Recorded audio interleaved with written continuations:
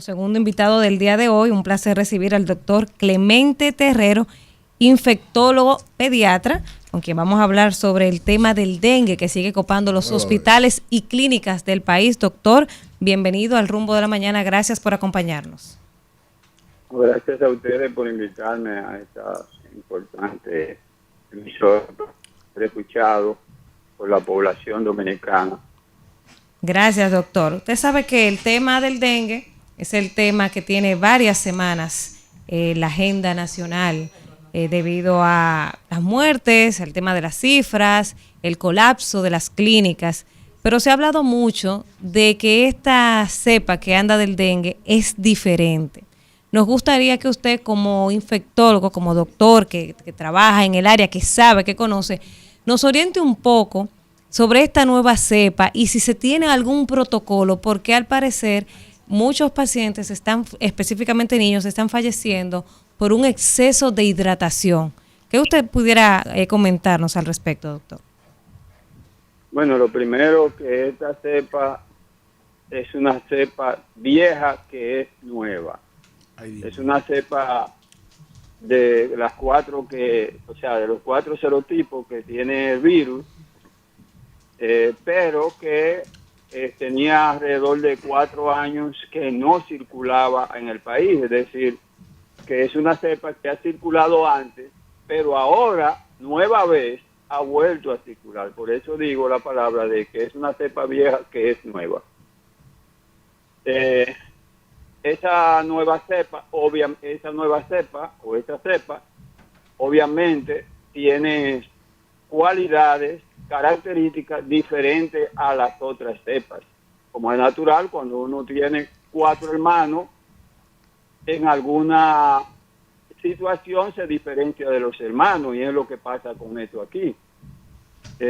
Y esa cepa, esa característica, en ciertos momentos, la convierten en una cepa que puede presentar manifestaciones clínicas y situaciones de gravedad o de intensidad o de agresividad diferente a las otras.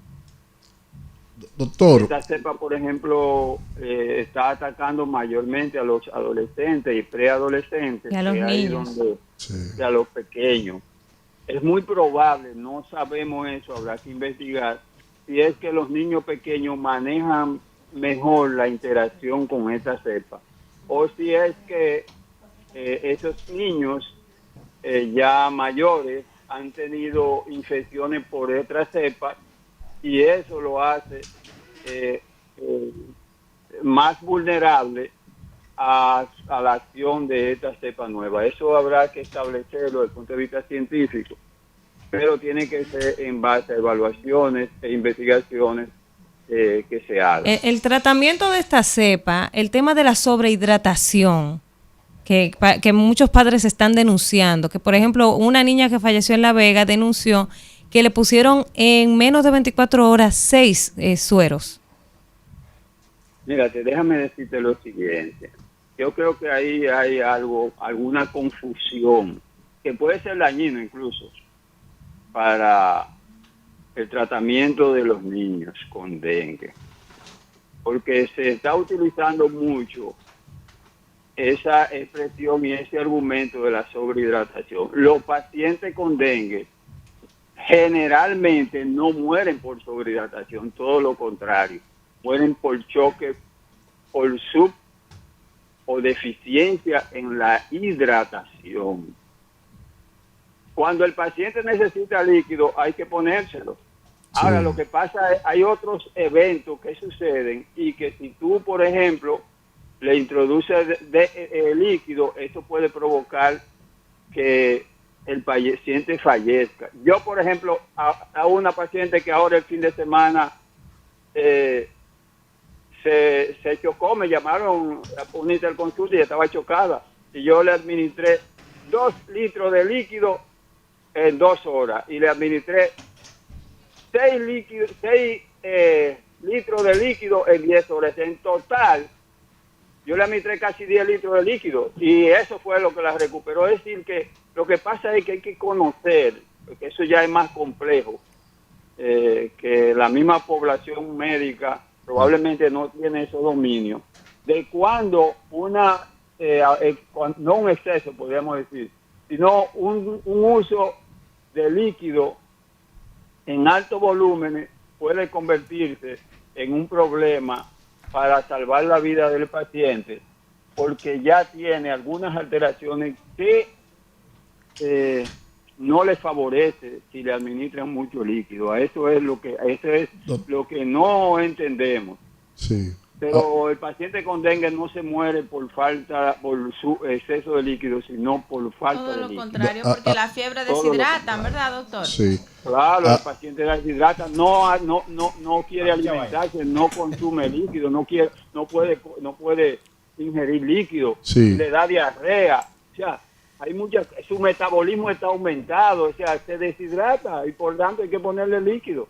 Doctor, las autoridades han elaborado algún protocolo que en atención precisamente a esa experiencia que se ha ido acumulando manejando esta nueva cepa. Es una pregunta.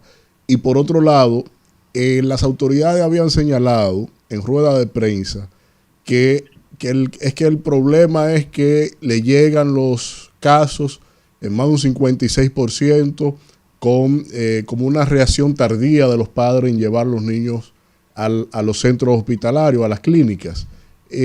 ¿Cuál es el contexto, la realidad de esto? Porque al final yo creo que si tenemos sobrepoblación en las clínicas, uno mismo se incentiva a que el primer paso sea ir hacia un hospital.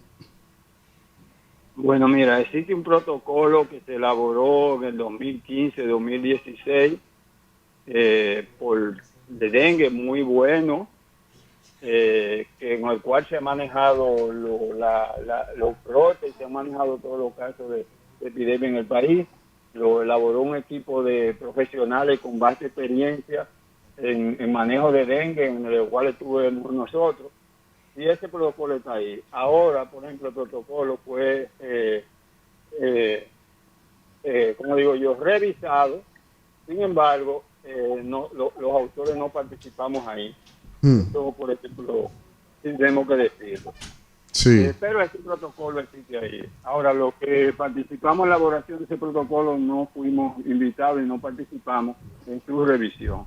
Eso sí podemos señalar. Pero no tenemos problema con eso. Sí. O sea, quien lo haya revisado está bien. Lo importante es que se haya hecho bien. Y lo que alegan lo que alegan las autoridades, doctor, de cara a que la gente no lleva tiempo, ¿qué sentido tiene eso? Y si se ha logrado una meseta del control de la epidemia. Mira, en realidad eso no le podemos tirar la culpa a los padres. Y si los padres tienen culpa, entonces ha fallado la estrategia de comunicación, de orientación y de educación a la población para que lleve temprano los niños o los pacientes al centro de salud. Correcto. En realidad existen muchas situaciones en las cuales puede pasar eso. A veces los padres no tienen el dinero, a veces tienen tantos problemas, a veces no conocen, es verdad, el riesgo que tienen ante uno con dengue. El dengue es una enfermedad que evoluciona rápido y sorprende a cualquiera. A veces es que se ven en el centro de salud y como hay un ordenamiento o una idea de que el paciente con dengue debe irse a los 2 días, debe volver a los 3 días, o debe ir al médico al tercer día, cuando el paciente debe ir al médico el primer día que hace fiebre, porque eso le va a garantizar la vida. Oigan bien, señores, lo que están hablando Exactamente. aquí. Entonces, ese punto es muy importante. En base a eso es muy probable que en el Ministerio de Salud Pública hayan, en la revisión y evaluación, hayan tenido este hallazgo, que en realidad es de importancia señalar porque los pacientes deben ir temprano, pero ha fallado todo, desde el primer nivel, la base del primer nivel de atención que debiera existir, porque si tuviéramos un primer nivel funcional, eso no pasara. Hay muchas debilidades del sistema, ¿verdad? Y no le podemos tirar esto a los padres, porque un padre no va a querer que su hijo se le muera. De manera que tenemos que reconocer cuando nosotros tenemos debilidades que debiéramos corregir y no lo hemos hecho. Esa es otra. Y con relación a las cifras en el país, de que van a bajar, de que estamos en meseta, eso no es así, señores. Las epidemias de dengue duran mucho tiempo. Sí. Y cuando ella alcanza la meseta, se mantiene en un proceso de sube y baja, sube y baja, sube y baja. ¿Por qué? Porque va a depender de la marea, del número de contagios, del número de transmisión. O sea, esto no se puede ver así. Mírate, ahora el hospital, todas las clínicas, déjame decirle, esto no es un colapso del sistema privado. No, esto es público y privado. Sí.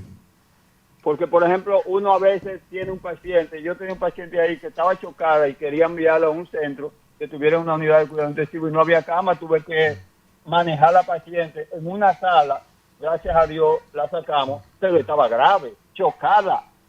Y entonces cuando tú tienes un paciente así, tú te llenas de estrés, tuve que ir, además de que duré varias horas ahí delante de ese caso, después ir 5 veces sucesivamente durante el día hasta que saqué a la paciente del choque y del estado de gravedad. Exacto. O sea que eso no se puede ver así, hay que seguir trabajando en evitar, en disminuir, exactamente, en mitigar o en mermar la reproducción del mosquito, para mitigar la epidemia. Doctor, su valoración de la campaña que el gobierno ha iniciado con el tema de la fumigación, y he visto, aunque un poco tímido la publicidad, pero ya están poniendo alguna publicidad a modo de prevención. Es que la fumigación no es el método en estos momentos. La fumigación tiene un efecto transitorio y mediático y puntual. La campaña debe basarse en una estructura de trabajo y que provoque la movilización de los sectores y de las instituciones que tienen que ver con el saneamiento básico. Ayuntamiento, sí. La CAS. Eliminar los criaderos. Que para las escuelas, todo el mundo para eliminar los criaderos, que eso en sentido general no se ha podido producir. No sabemos cuál es la dificultad que ha habido en cuanto a eso. Pero como el país tiene tantos problemas, es probable que se haya apelado nada más a eso, esperando que la epidemia baje. Pero no se ha llevado a cabo una labor de trabajo como debiera ser para enfrentar esta epidemia, que tantos pacientes o tantas personas están falleciendo a consecuencia de la misma en el país. Bueno, pues gracias al doctor Clemente Terrero, como siempre, su oportuna intervención, infectólogo y pediatra. Gracias, doctor, por acompañarnos en el Rumbo de la Mañana.